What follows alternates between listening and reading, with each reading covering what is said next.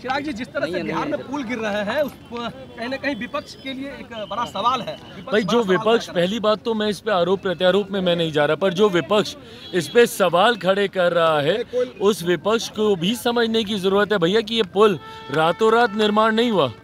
ये उसी समय निर्माण हुआ है जिस वक्त ये लोग भी सरकार में थे।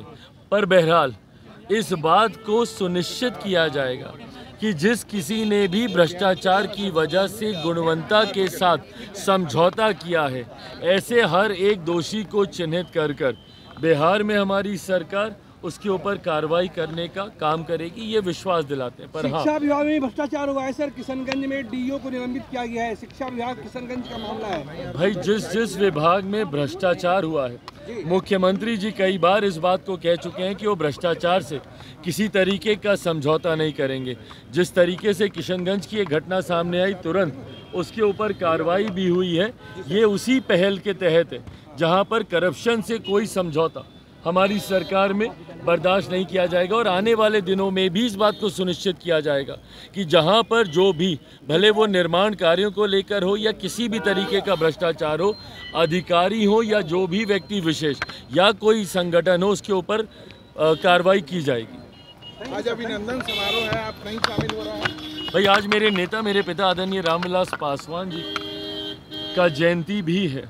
ऐसे में हम लोग हर साल हाजीपुर में हम लोग कार्यक्रम करते हैं। आज इस बार दिल्ली में पार्लियामेंट में भी उनको लेकर एक कार्यक्रम हम लोगों ने आयोजित किया गया है। ये बीटो के तहत जिस ऑर्गेनाइजेशन को हम चला रहे हैं, बिहार इंटरनेशनल ट्रेड ऑर्गेनाइजेशन, उसके तहत दिल्ली में पार्लियामेंट में भी ये कार्यक्रम है जहाँ पे कई देशों से NRIs इसमें सम्मिलित होंगे।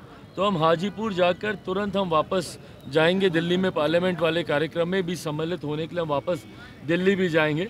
पर बहरहाल इस क्रम में हाजीपुर से आते वक्त अगर समय मिलेगा तो जो NDA का कार्यक्रम है उसमें भी 5 मिनट हम सम्मिलित होने का प्रयास जरूर करेंगे।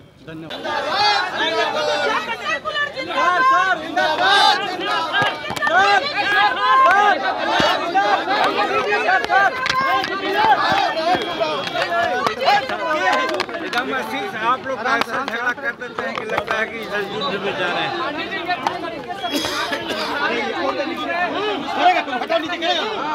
अस्थिर से आप लोग बोलिए, जवाब मिलेगा, जल्दीबाजी मत कीजिए। बिहार में लगातार पुल गिरते जा रहे हैं। 10-15 दिन के अंदर कई पुल गिरते, क्या लगता है? समाचार मिली है, हम लोग भी ये जानते हैं। बरसात का समय है, काफ़ी अब नॉर्मल वर्षा हुई है, इसलिए पुल के गिरने का सिलसिला है। लेकिन उसके बावजूद भी पुल क्यों गिरा है, इसकी जांच के लिए यहाँ के मुख्यमंत्री बहुत संवेदनशील है। कल ही उन्होंने बैठक ली है और सख्त निर्देश दिया है कि अगर इसमें कहीं किसी प्रकार की गड़बड़ी हुई है उस पर आवश्यक कार्रवाई किया जाए और कड़ी कार्रवाई की जाए।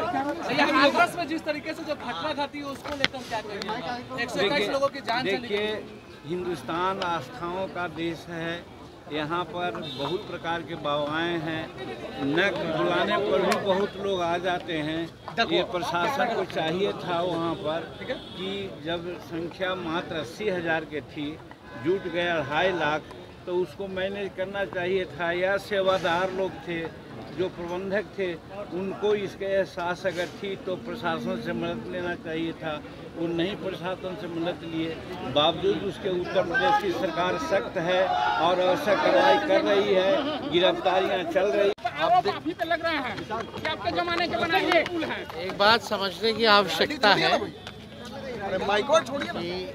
कि सबसे माननीय मुख्यमंत्री नीतीश कुमार जी मुख्यमंत्री बने हैं तब से और अब तक ग्रामीण कार्य विभाग जो है केवल 18 महीने के लिए छोड़ दिया जाए तो सारा वक्त जो है जनता दल यूनाइटेड के पास ही रहा है ये मंत्रालय।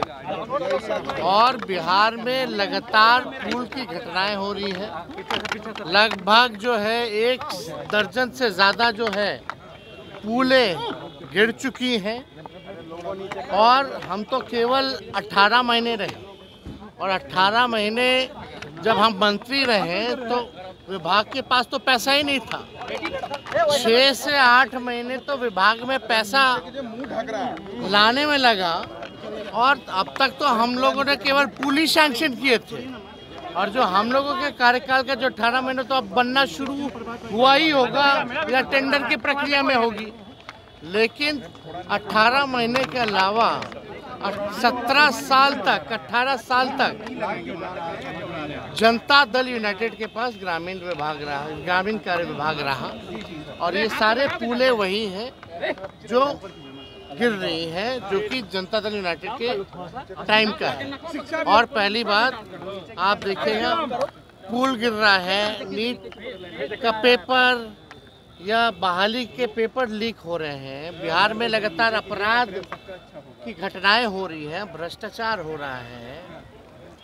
ऐसी डबल इंजन की सरकार जो भ्रष्टाचार में लिप्त हो, कोई भी आकर के इस पे कोई कुछ नहीं बोल रहा है, कोई जिम्मेदारी नहीं है।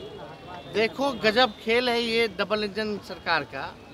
एक भ्रष्टाचार में एक इंजन लगा हुआ है और एक इंजन अपराध में लगा हुआ है। यही डबल इंजन की सरकार है।